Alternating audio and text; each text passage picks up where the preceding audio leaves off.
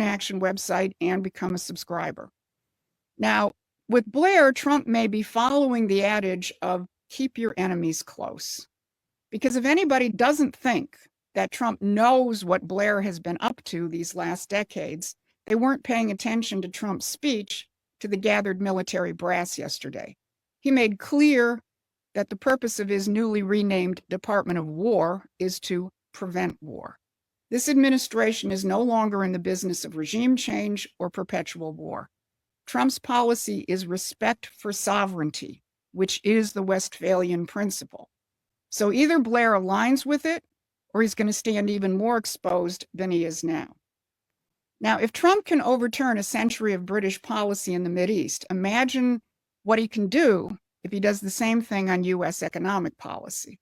Because the shutdown saga we're living through right now comes from the same mother.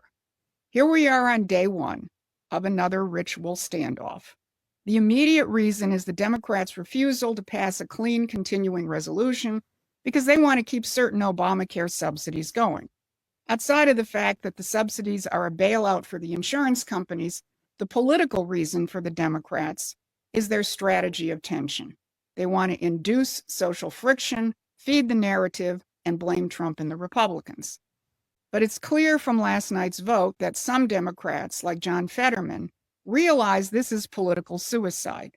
But only a few Democrats have had the political will to stand up to the George Soros-funded Indivisible Network, which has been running an aggressive campaign pressuring Senate Democrats to hold the line, to quote, fight like hell against a clean continuing resolution. They provided their minions with a phone script and the tracking responses. The White House itself called out Soros's role.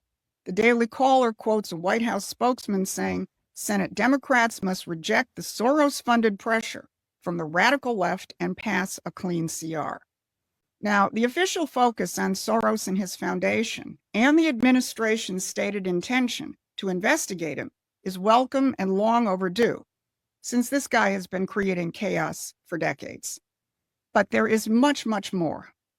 Most people aren't going to get beyond the fact that Soros is a rich billionaire, a globalist, and of course, some fixate on the fact that he is nominally Jewish. That misses the deeper and more important point, the point you need to understand to actually be strategically effective. The deeper reality is this. Soros is a front man for British imperial finance. Trace his education, his mentors.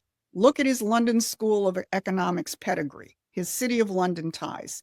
The British invisible empire constantly manufactures people and institutions like him and his foundation.